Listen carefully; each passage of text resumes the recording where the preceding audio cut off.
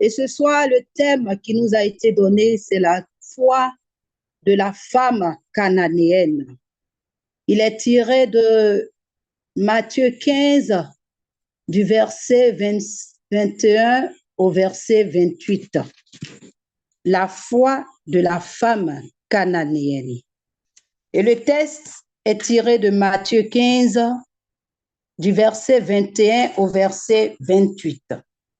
Nous allons lire le texte qui est notre texte d'accompagnement, le texte de Matthieu, Matthieu 15, du verset 21 au verset 28. Partant de là, Jésus se retira dans la région de Tyr et de Sidon. Et voici qu'une Cananéenne vint de là et elle se mit à crier. « Aie pitié de moi, Seigneur, fils de David. Ma fille est cruellement tourmentée par un démon. » Mais il ne lui répondit pas un seul mot. Ses disciples, s'approchant de lui, firent cette demande. « Renvoie-la, car elle nous poursuit de ses cris. » Jésus répondit, « Je n'ai pas été envoyé qu'aux brebis perdues de la maison d'Israël. » Mais la femme vint se prosterner devant lui. « Seigneur, dit-elle, viens à mon secours. » Il répondit, « Il n'est pas bien de prendre le pain des enfants pour le jeter aux pieds des chiens. » C'est vrai, Seigneur, reprit-elle. Et justement, les pains des chiens, les petits chiens mangent des miettes qui tombent de la table de leur maître. Alors, Jésus lui répondit, « Femme, ta foi est grande, qu'il t'arrive comme tu le veux. » Et sa fille fut guérie dès cette heure-là. Nous voulons dire merci au Seigneur pour cette parole qu'il nous donne en ce soir. Avant de poursuivre cet enseignement, assurez-vous de vous abonner à notre chaîne pour ne pas manquer les prochaines vidéos. Récupérez gratuitement votre cadeau, l'un des livres de notre Pâques catholique en cliquant sur le premier lien dans la description de cette vidéo. Vous recevrez immédiatement l'imitation de Jésus-Christ avec explications et illustrations, un manuel regroupant 4 livres en un. La foi de la femme cananéenne. La démarche de la femme cananéenne. Quelle a été la démarche de cette femme pour entrer dans la grâce qu'elle attendait du Seigneur? Et ce soir, c'est la démarche de cette femme cananéenne qui nous est proposée par notre Seigneur. Nous allons d'abord définir qu'est-ce que la foi. Qu'est-ce que la foi? La foi est définie en Hébreu 11, en son verset 1, par Saint Paul. Et nous lisons, « La foi est une manière de posséder déjà ce que l'on espère, un moyen de connaître des résultats que l'on ne voit pas. C'est elle qui valut aux anciens un bon témoignage. » Et c'est la définition que nous donne Saint Paul de la foi. Saint Paul nous dit ici que la foi est une manière de posséder déjà ce que l'on espère, un moyen de connaître des réalités que l'on ne voit pas. Avoir la foi, c'est posséder ce que l'on ne voit pas. Parce que être un homme de foi ou une femme de foi, c'est marcher dans l'inconnu avec le Seigneur. Parce que lorsque nous empruntons le chemin du Seigneur, nous marchons avec lui dans l'inconnu, nous marchons avec lui dans l'incertitude, nous marchons avec lui dans le néant. Mais à la fin de notre marche, nous découvrons ce qu'il a préparé pour nous. Et c'est là la définition de Saint Paul. Posséder ce que l'on ne voit pas et de connaître les réalités qu'on ne voit pas. C'est ici la foi. Et pourquoi est-ce que ce soir le Seigneur nous parle d'une Cananéenne? Dans d'autres livres, le livre de Marc, il nous parle d'une syro-cananéenne ou syro-phénicienne. Mais qu'est-ce qu'une syro-phénicienne? Une syro-phénicienne, c'est une personne qui vient de la Libye. Elle a pour langue le grec. Sa race, c'est la Phénicie. Et la province dont elle vient, c'est la Syrie. Et les Juifs ne considéraient pas les Syriens. Ils les considéraient comme des impurs, des personnes impures, des incirconcis, tout simplement parce qu'ils étaient des commerçants. Ils étaient des commerçants, ils étaient des riches commerçants, ils avaient beaucoup d'argent et cela faisait d'eux des personnes orgueilleuses, des personnes opulentes, des personnes qui pensaient avoir tout pouvoir sur les autres et ne considéraient même plus les autres peuples. Ils se prenaient, disons, pour le centre de la terre. Et le Seigneur qui arrive dans la région de Cana fait la rencontre de cette Cananéenne. Et malheureusement, la fille de cette Cananéenne est tourmentée par un démon. Et cette Cananéenne, ayant entendu parler de Jésus, vint à sa rencontre pour lui demander l'obtention de la guérison de sa fille, qui est tourmentée par un démon. Alors ce peuple de Cananéens, qui est considéré comme un peuple perverti, un peuple incirconcis, un peuple orgueilleux, un peuple qui se croit au-dessus de tous les peuples, qui n'a aucune considération même pour les autres peuples. Et voilà qu'aujourd'hui, il y a l'une des leurs qui a besoin de Jésus, qui a besoin que Jésus intervienne dans la vie de sa fille, afin que sa fille soit délivrée du démon. Et lorsqu'elle va s'approcher de Jésus, la première démarche que cette femme va faire, c'est d'abord de crier à Jésus. Il est dit que la femme a crié à Jésus. La première démarche de cette femme, c'est le cri. Elle a crié à Jésus, afin que Jésus puisse prêter attention à elle. Parce que lorsqu'on est dans le silence, Jésus ne peut pas nous entendre. C'est vrai que par la puissance de l'Esprit Saint, il peut savoir ce que nous vivons à l'intérieur de nous.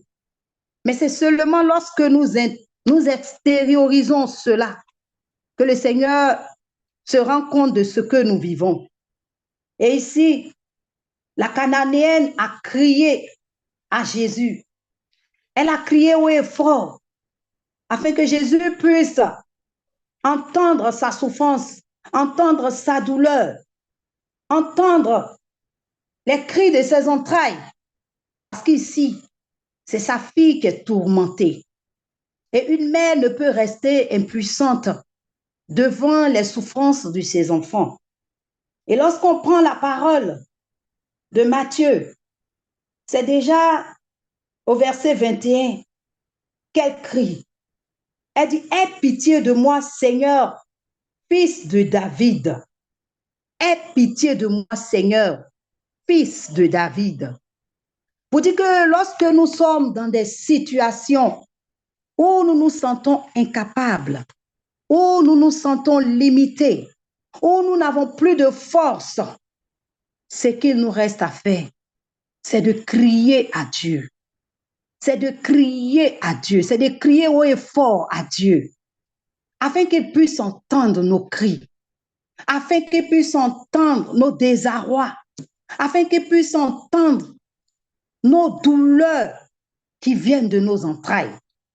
Et c'est ce qu'a fait cette femme cananéenne.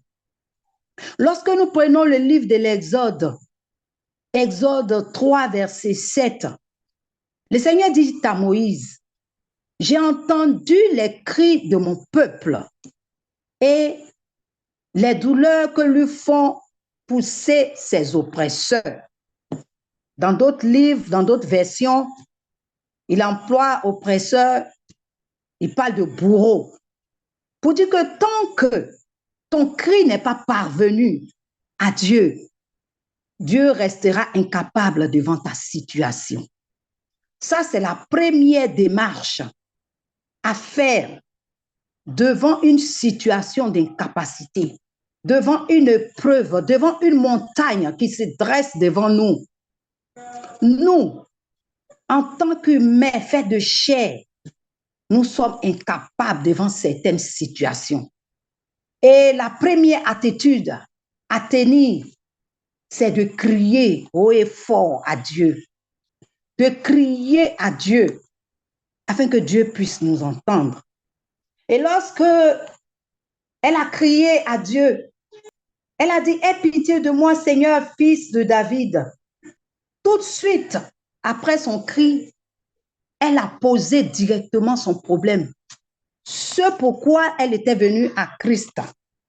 Elle a posé directement son problème. Après son cri, elle a imploré la miséricorde de Dieu. Il faut savoir implorer la miséricorde de Dieu. Sans sa miséricorde, nous ne sommes rien. C'est la miséricorde de Dieu qui nous tient. C'est la miséricorde de Dieu qui nous fortifie. C'est la miséricorde de Dieu qui nous montre l'attitude à tenir devant les épreuves qui se présentent à nous, devant les montagnes qui se dressent devant nous. Parce que être fait de chair, nous sommes incapables. Nous sommes incapables devant ces situations. Il n'y a que la miséricorde de Dieu pour parler en notre faveur. Et c'est la démarche que cette femme a faite. Cela a été sa deuxième démarche. Implorer la miséricorde de Dieu. Alors, devant les situations de la vie, devant les vents contraires, devant les tempêtes qui s'élèvent devant nous, devant les torrents qui nous emportent souvent dans les situations de nos vies, nous devons implorer la miséricorde de Dieu. Seule sa miséricorde est capable de parler pour nous. Et ça, c'est la deuxième étape de la démarche de la femme cananéenne. La troisième étape, cette femme a posé réellement le problème qu'elle vivait au Seigneur Jésus. Elle a dit au Seigneur, « Ma fille est cruellement tourmentée par un démon. » Elle n'est pas passée par 4 chemins. Elle a présenté son problème. Elle a posé son problème avec précision. Elle a dit au Seigneur que ma fille est tourmentée par un démon. Et ça, c'est la troisième démarche de la femme cananéenne. Lorsque nous passons par des étapes, par des épreuves de la vie, nous devons poser réellement les problèmes que nous avons. Nous ne devons pas passer par 4 chemins. Après avoir crié à Dieu, après avoir imploré sa miséricorde, nous posons maintenant notre problème. Et c'est ce qu'a fait cette femme cananéenne. Nous posons réellement le problème. C'est pourquoi nous venons dans sa présence. C'est pourquoi nous nous tenons devant sa face. Nous posons le problème au Seigneur. Parce que lui seul détient la solution à ce problème que nous vivons.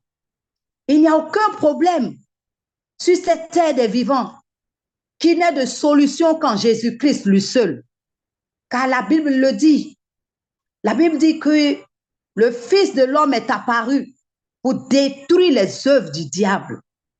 Et ça, c'est toutes ses œuvres. Il n'y a aucune de ces œuvres qui ne sera pas détruite par le Christ. Il a reçu ce pouvoir. Alors, lorsque nous posons réellement notre problème, à ce moment-là, nous attirons maintenant le regard du Seigneur sur nous.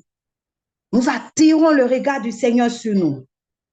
Et il y aura des personnes, sûrement, dans le texte ici de Matthieu, au verset 23, la Bible dit que « mais il ne lui répondit pas un seul mot ». Le Seigneur ne répondit pas un seul mot à toutes ces demandes de la Cananéenne. Toute cette démarche qu'elle a faite jusqu'à cette troisième démarche, le Seigneur n'a donné aucune réponse. Et c'est ce que nous vivons souvent dans notre vie. Lorsque nous vivons des situations difficiles, lorsque des épreuves se présentent à nous, on a comme l'impression que le Seigneur est sourd à nos prières.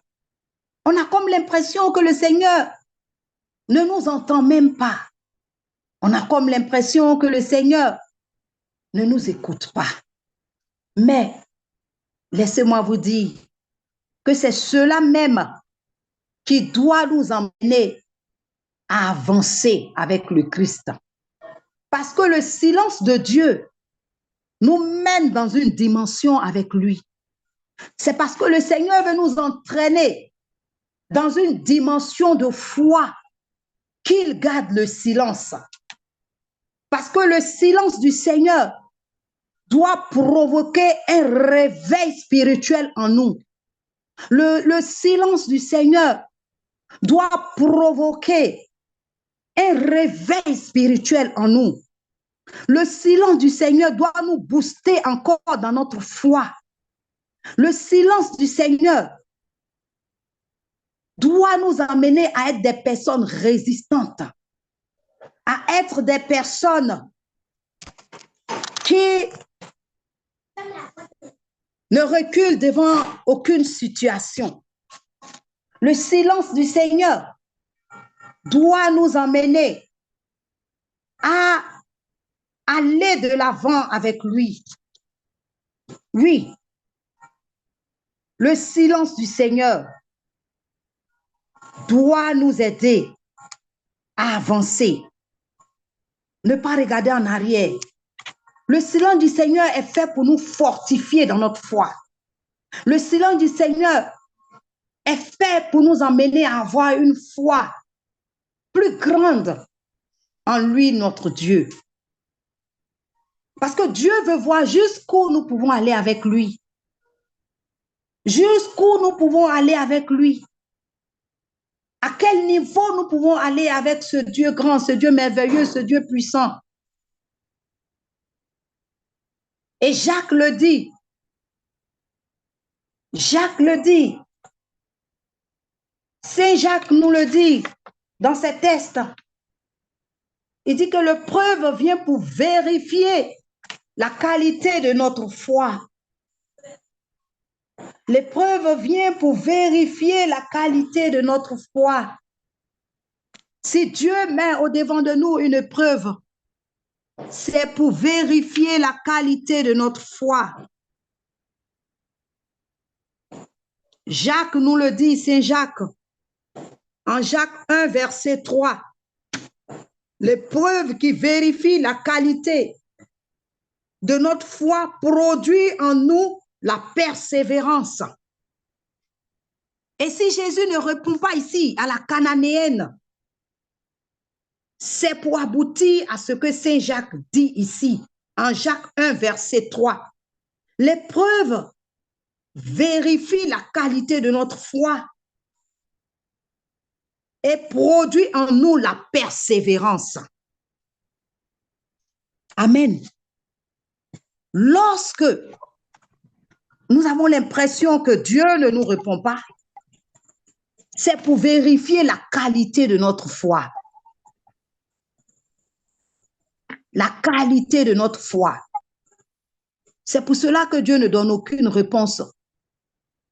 Sinon, toutes les situations que nous vivons, Dieu seul a la solution à cela. Et c'est juste pour vérifier la qualité de notre foi qu'il nous mène sur ces chemins. Jacques nous le dit. En Jacques 1, verset 3, l'épreuve vérifie la qualité de notre foi et qui produit en nous la persévérance. Et c'est parce que Dieu recherche en nous cette qualité de persévérance. Voilà pourquoi ici, Jésus n'a donné aucune réponse à la femme cananéenne. Il voulait voir jusqu'où pouvait aller cette femme. Cette femme qui, comme je vous l'ai dit de prime abord, était disqualifiée parce qu'elle était cananéenne, jugée comme impure, jugée comme orgueilleuse, toute puissante, qui se prenait même pour des dieux. Et on pourrait dire même qu'elle était déjà disqualifiée dès le départ, considérée comme une impure. Mais cette femme n'a pas regardé à ce qu'elle était. Elle a pris son courage à deux mains et elle a fait sa démarche pour obtenir la guérison de sa fille. Et après avoir posé son problème, au 4e point, la Bible dit qu'au verset 25 du livre de Matthieu, du test de Matthieu que nous avons lu, le test d'appui, qui est Matthieu 15, de son verset 21 au verset 28, au verset 25, la Bible dit que la femme s'est prosternée. Elle s'est prosternée devant Jésus. Quel signe d'humilité! Quel signe d'humilité! Lorsque nous nous prosternons devant le Seigneur, nous jetons tout ce que nous avons en nous. Nous jetons tout ce qui est orgueil. Nous jetons tout ce qui est couronne. Nous jetons tout ce qui est moi. Tout ce qui est grandeur en nous. Pour nous reconnaître petits, insignifiants devant ce Dieu grand. Impuissants devant ce Dieu puissant. Faibles devant ce Dieu fort. Et c'est cette 4e démarche que la femme cananéenne a faite. Elle s'est prosternée devant Jésus. Elle s'est humiliée devant Jésus pour montrer sa petitesse devant la grandeur de ce Dieu, pour montrer sa faiblesse devant la force de ce Dieu, pour montrer son incapacité devant ce Dieu capable de tout. Et c'est ce qu'elle a fait. C'est la 4e démarche à suivre lorsque nous vivons une épreuve et que nous demandons l'intervention puissante de notre Dieu. Nous voulons voir la main de notre Dieu agir en notre faveur. La 4e étape, c'est de nous humilier. C'est de nous faire petits devant ce Dieu. C'est de nous reconnaître incapables devant ce Dieu qui est capable de tout. C'est de reconnaître nos faiblesses devant ce Dieu qui est fort. C'est de reconnaître nos incapacités devant ce Dieu qui est capable de tout. Et c'est cette 4e démarche que la femme cananéenne nous donne en ce soir. C'est cette 4e démarche que la femme cananéenne nous donne. Elle a reconnu son impuissance devant cette situation, sa faiblesse, son incapacité. Et elle s'est donc jetée aux pieds de Jésus. Et se prosterner aux pieds de Jésus, c'est se jeter à ses pieds pour un abandon total. Notre mère Marie l'a dit, lorsque l'ange lui est apparu, elle a dit qu'il me soit fait selon ta parole. Parce qu'elle s'est vue insignifiante. Elle s'est vue elle-même en elle-même incapable de pouvoir réaliser ce que l'ange lui disait. Alors elle s'est abandonnée entre les mains du Seigneur. Et ça, c'est la 4e démarche que la femme cananéenne nous présente ici ce soir. De nous abandonner totalement entre les mains du Seigneur lorsque nous vivons des situations difficiles de nos vies. Laissons-nous entre les mains du Seigneur afin que lui-même puisse opérer en nous ce qu'il désire. Il puisse lui-même trouver la solution aux problèmes que nous vivons. Parce que nous sommes incapables, nous sommes impuissants devant les situations qui se présentent à nous. Ça, c'est la 4e démarche qu'elle a faite. Malgré le silence du Seigneur, malgré que le Seigneur n'ait dit aucun mot, elle a persévéré et elle s'est humiliée devant lui. Elle a oublié même qu'elle était cananéenne, qu'elle était toute puissance, qu'elle avait le pouvoir, elle avait l'argent, elle était grande au-dessus des hommes. Elle a tout laissé, tout jeté aux pieds de Jésus afin qu'il ait pitié d'elle et qu'il guérisse sa fille. Et pendant ce temps, les disciples trouvaient qu'elle en m'aidait. Les disciples disaient à Jésus de la renvoyer parce qu'il les suit. Elle nous poursuit de ses cris. Renvoie-la, car elle nous poursuit de ses cris. Et cela, c'est au verset 24. Elle nous poursuit de ses cris. Et Jésus qui répond à ses disciples, je n'ai été envoyé qu'aux brebis perdues de la maison d'Israël. Je n'ai été envoyé qu'aux brebis perdues de la maison d'Israël. C'est à ce moment que la femme s'est prosternée. Elle s'est humiliée.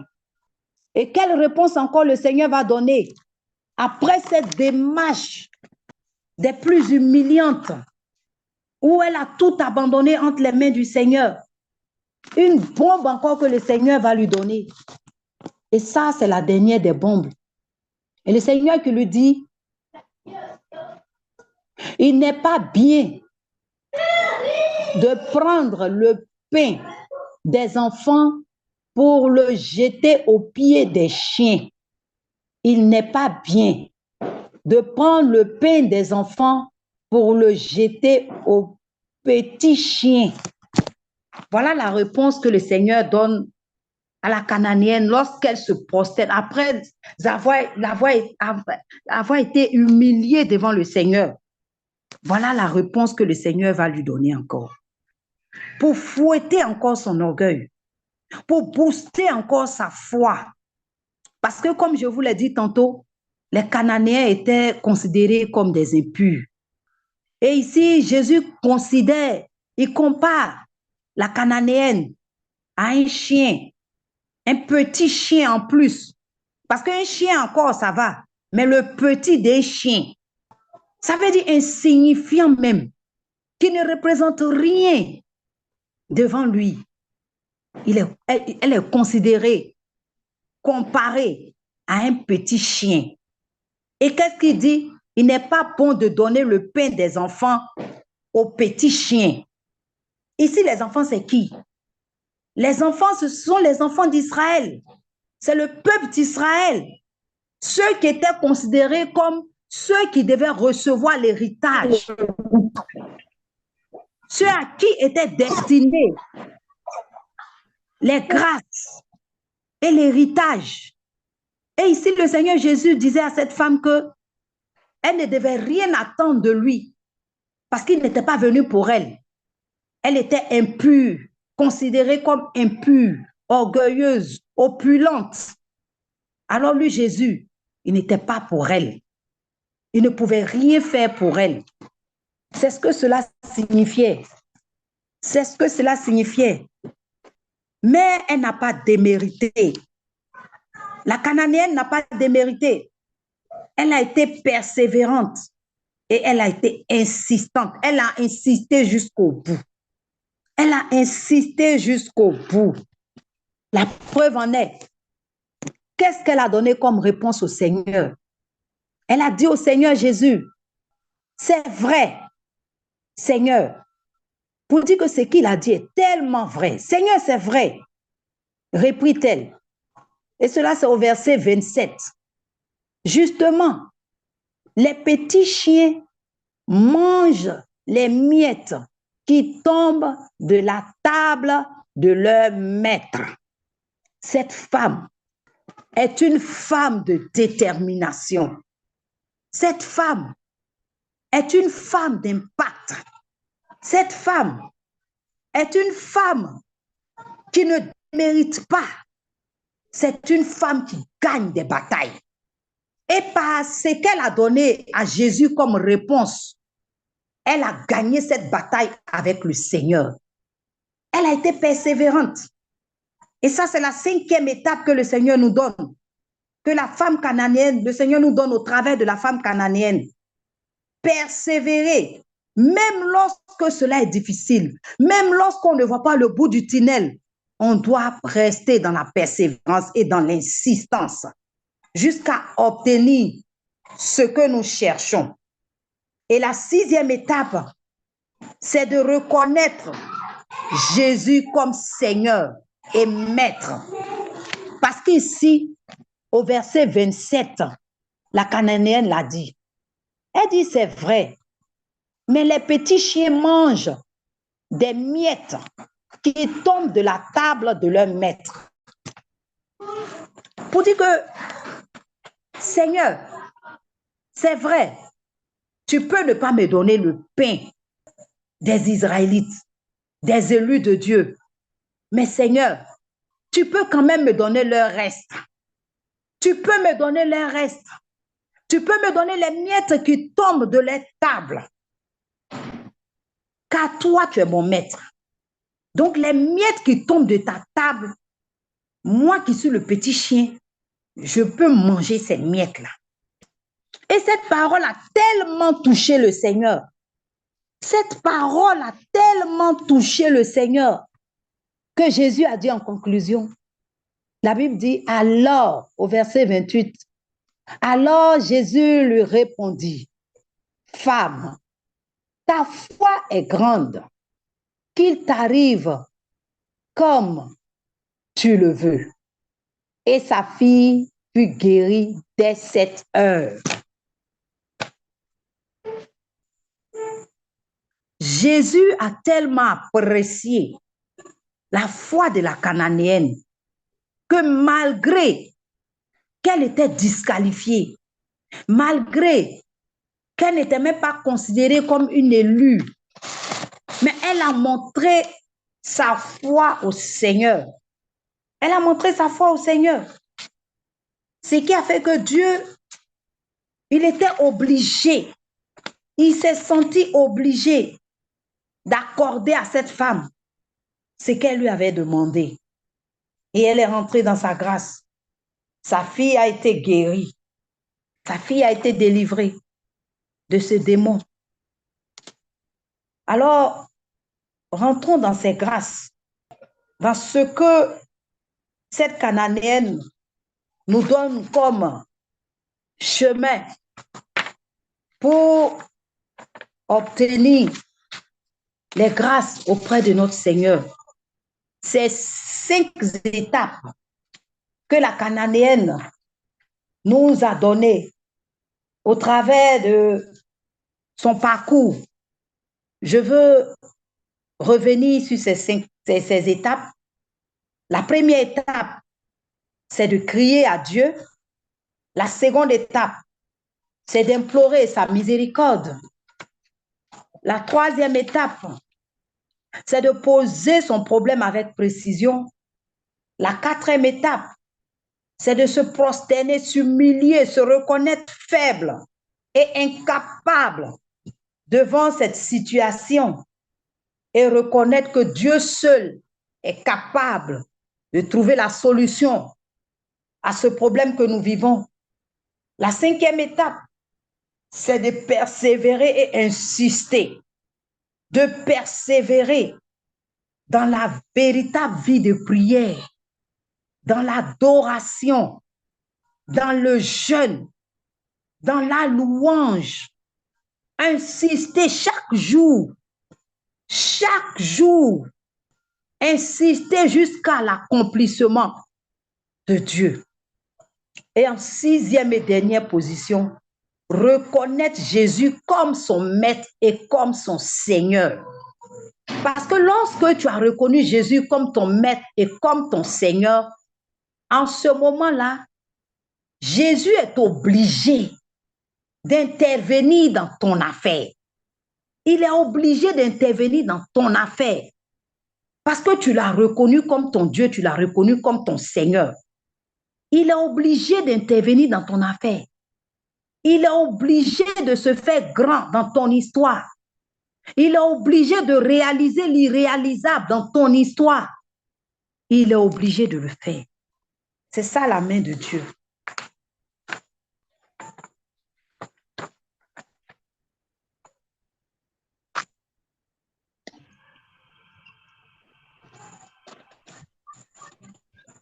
C'est vrai que c'est un peu lent parce que vraiment, il y a coupure d'électricité chez moi ici. Je vois difficilement.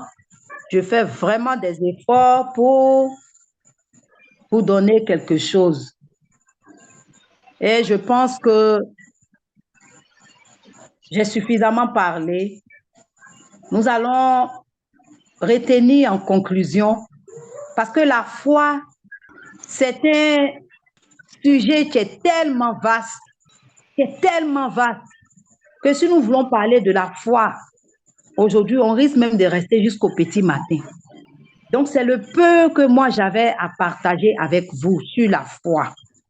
En conclusion, nous allons retenir en Hébreux 4, verset 16, que nous devons nous approcher avec assurance du trône de la grâce. Lorsque nous nous approchons du trône de la grâce, nous devons le faire avec assurance. Et c'est la démarche qu'a faite cette femme cananéenne. Lorsqu'elle s'approchait du Christ, elle n'a pas regardé à ce qu'elle était cananéenne. Elle n'a pas regardé à ce qu'elle était pécheresse. Elle n'a pas regardé à ce qu'elle n'était pas chrétienne. Mais elle a regardé à ce que Jésus-Christ était capable d'opérer quelque chose dans la vie de sa fille. Et c'est ce que Saint Paul nous dit dans le livre des Hébreux. Hébreux 4, verset 16. Il dit, approchez-vous avec assurance du trône de la grâce. Et le trône de la grâce, c'est Jésus. C'est lui qui est le trône de la grâce. Lorsque nous approchons de Jésus, qui est le trône de la grâce, nous devons nous approcher de lui avec assurance. Avec assurance. Et notre assurance ici, c'est notre foi.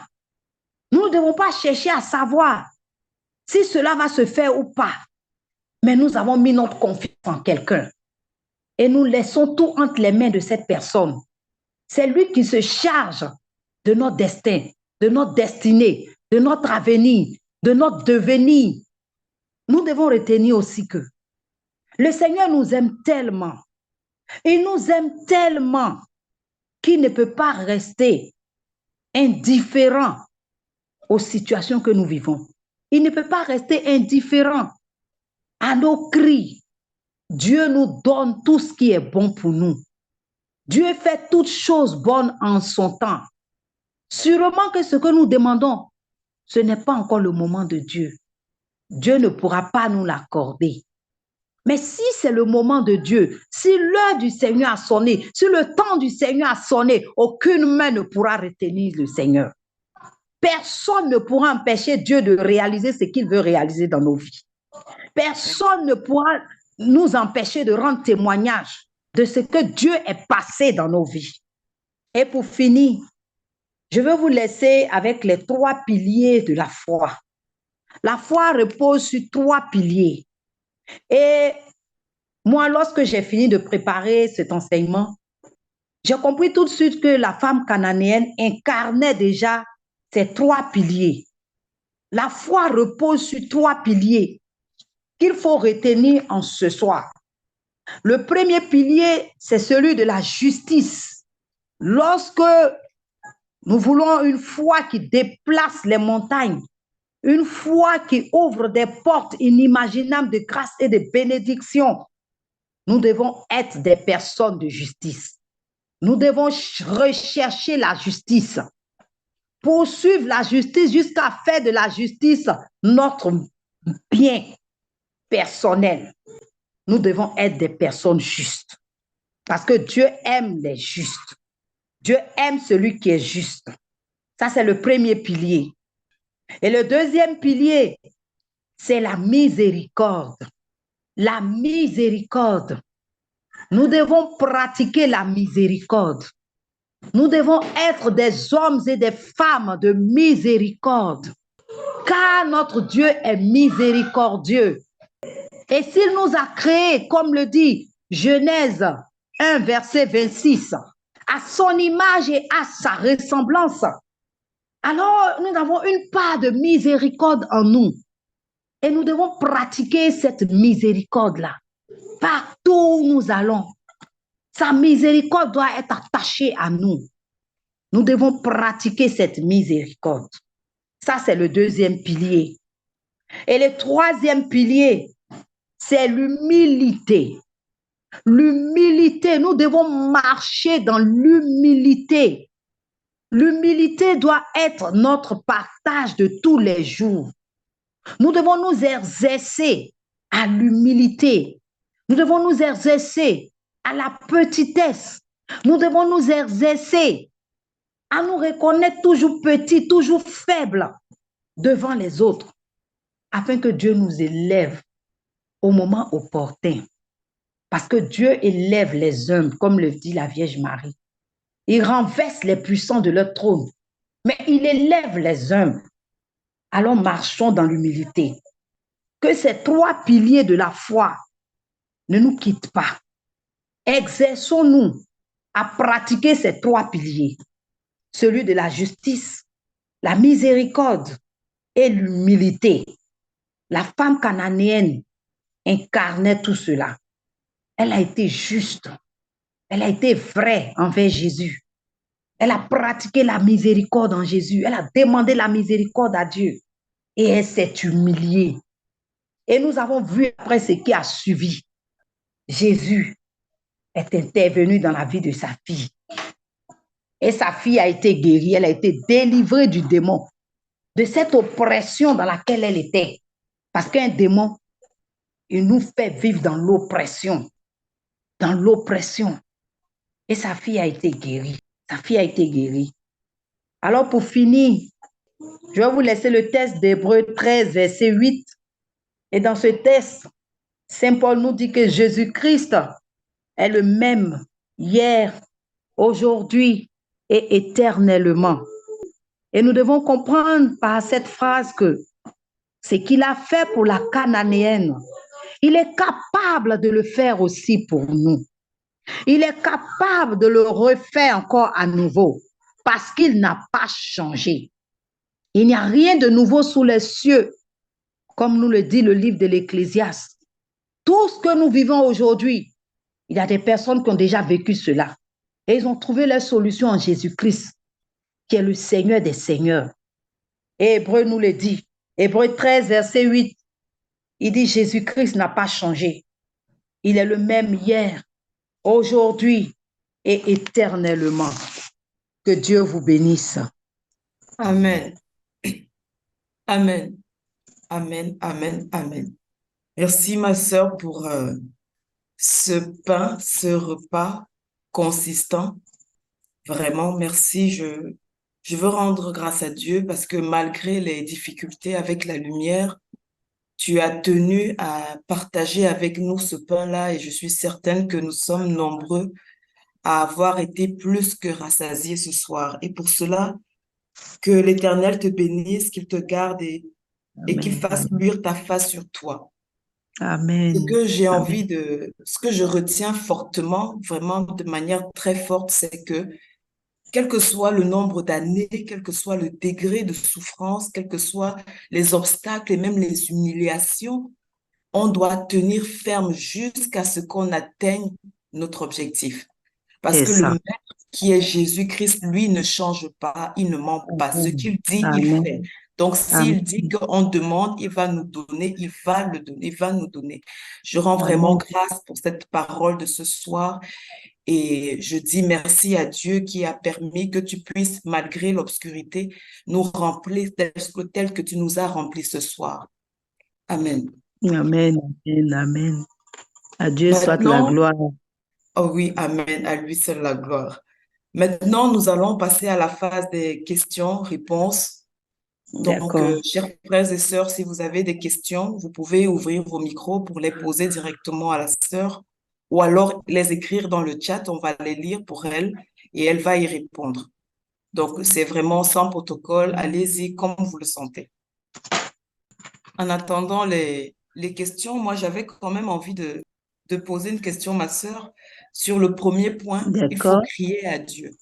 Par moment, Oui. il y a des cas où le problème, on l'a déjà tellement prié, on a déjà tellement crié qu'on n'a plus la force même de crier ou d'implorer Dieu. Oui, Est-ce oui. que en ce moment-là, il n'entend pas les silences? Si, si, il entend les silences de nos cœurs. Et c'est pourquoi j'ai évoqué ensuite euh, le quatrième point, celui de s'abandonner totalement, celui de l'humilité, la prosternation.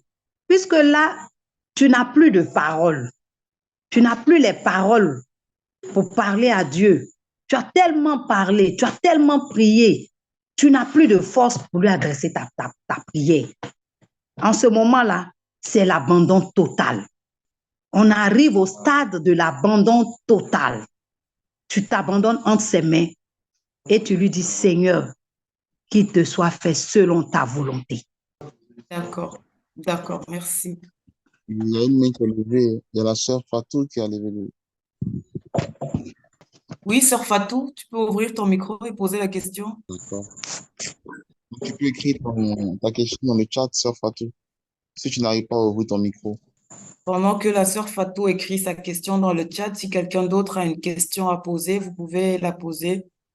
Oui, la sœur Kosonou, tu peux ouvrir ton micro. Je vois ta main levée. Bonsoir à tous. Je suis Madame Kosono. Je ne sais pas une question, c'est pour dire merci à la dame qui a intervenu. Vraiment, c'est clair et bien net. Vraiment, c'est pour lui dire merci. Merci parce qu'il y a certaines choses qu'on ne connaît pas. Aujourd'hui, je suis vraiment rassasiée de ça.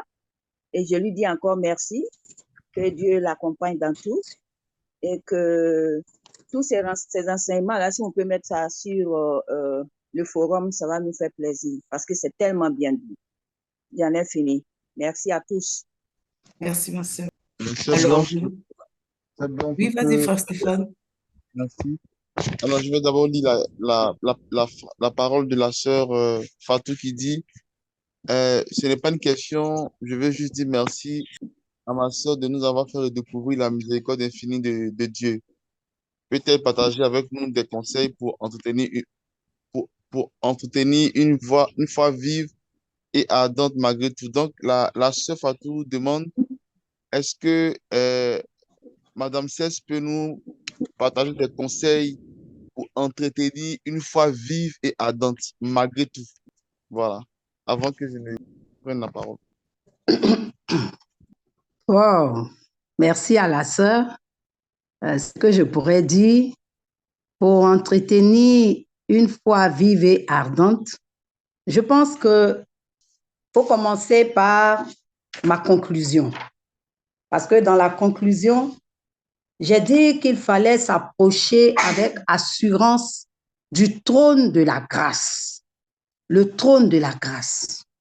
Parce que Jean, lorsqu'on prend le livre de Jean, Saint Jean nous le dit, Jean 1, verset 29.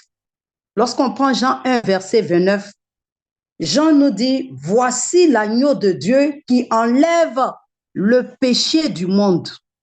Alors si Jésus est venu pour enlever le péché du monde, s'approcher de Jésus avec assurance fait de nous des personnes libres, des personnes heureuses, des personnes qui marchent de victoire en victoire. Parce que lorsqu'on marche par la foi, je l'ai dit dès le début dans la définition, qu'on marche par la foi dans les choses même qu'on ne voit pas. Marcher dans la foi, c'est marcher dans l'inconnu. C'est marcher dans le néant avec le Seigneur. On ne sait pas où il nous emmène, on ne sait pas où on va. Mais on a l'assurance qu'au bout du fil, nous aurons la victoire. Nous aurons un témoignage à rendre. Donc, dans un premier temps, c'est de s'approprier ce texte d'Hébreu Hébreux 4, verset 16. S'approcher du trône de la grâce avec assurance. Ne nous inquiétez de rien, car il y a un ami qu'on appelle Jésus qui veille sur nous.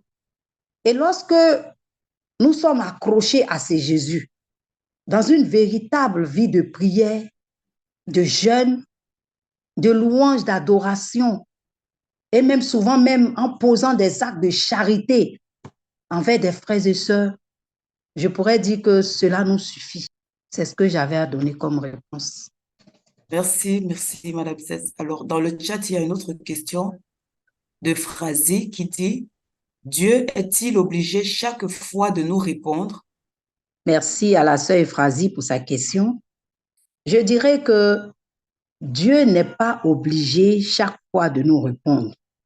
Parce que lorsque Moïse a fait sa rencontre avec Dieu dans le livre de la Genèse, quand Moïse a demandé à Dieu, tu m'envoies dans la maison de Pharaon, vers ton peuple d'Égypte.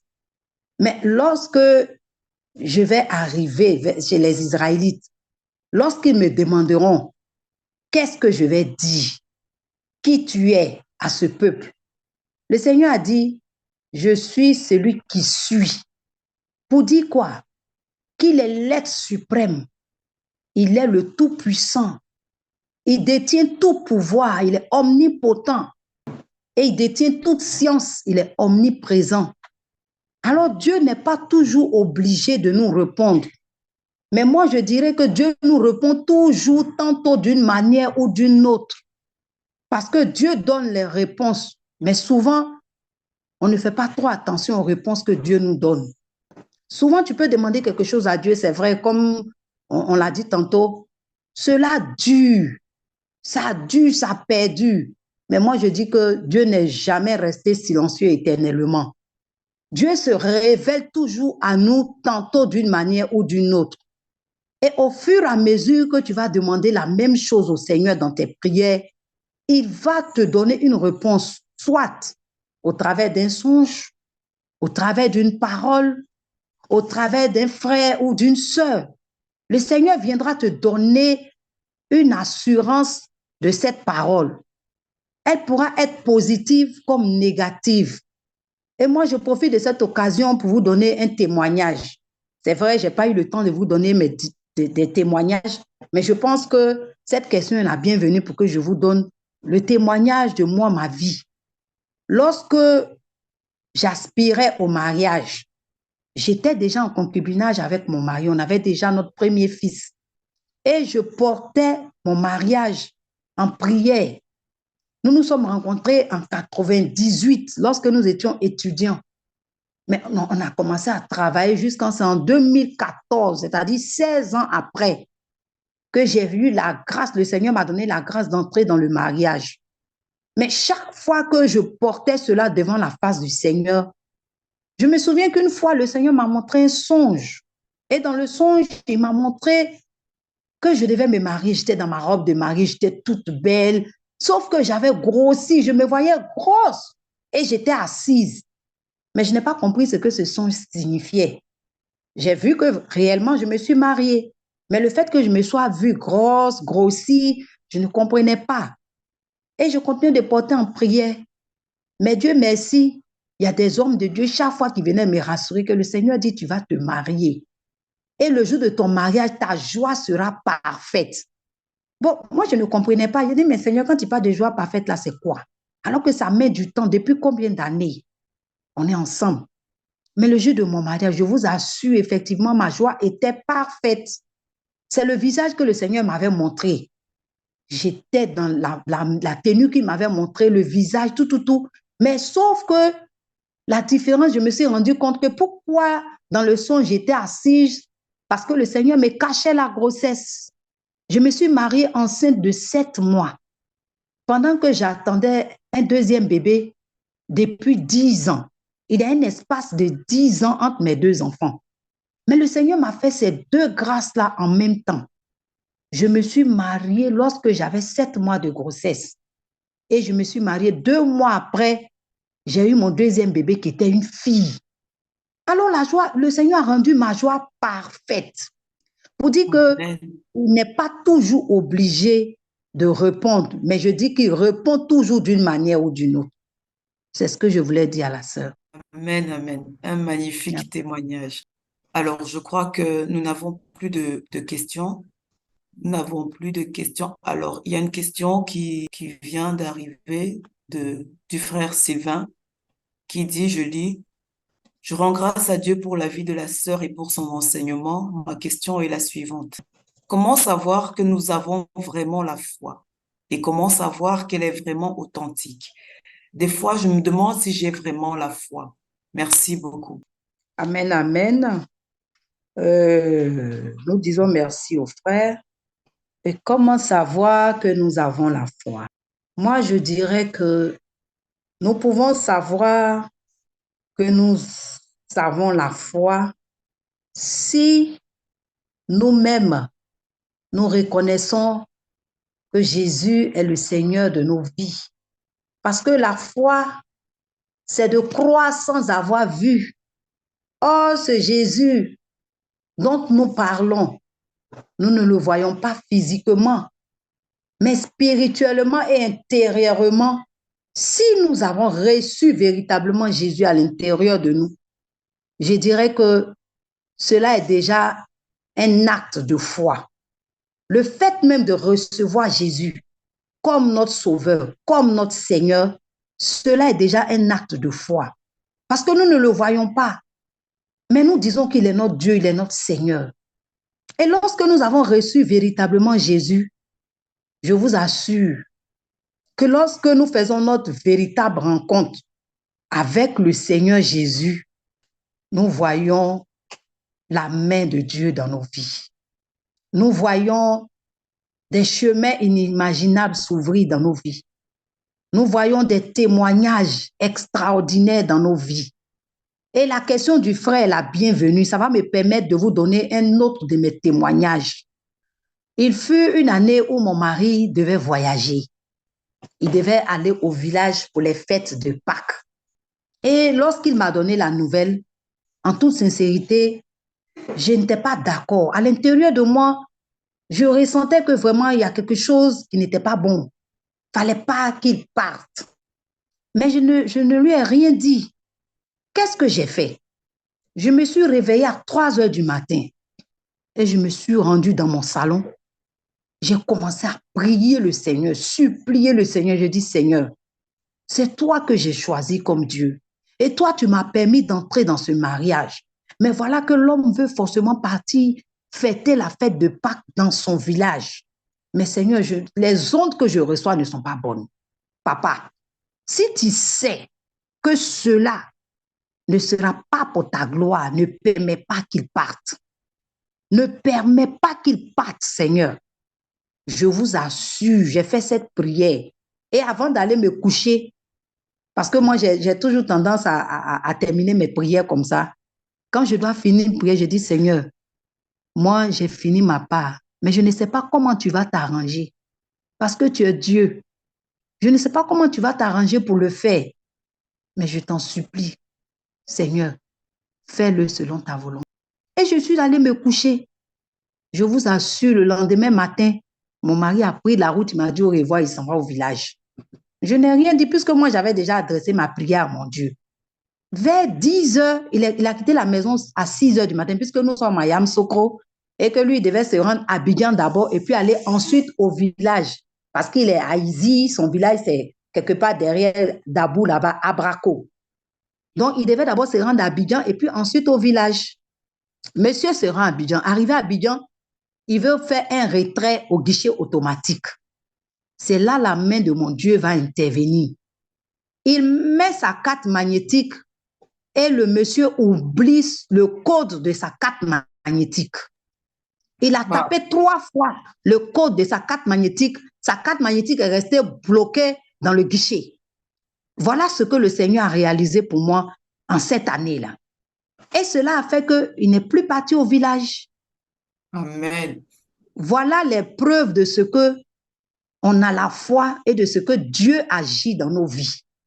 Il y a certaines choses que tu vas demander au Seigneur qui vont se réaliser. En ce moment-là, tu verras toi-même que ta foi a touché ton Dieu.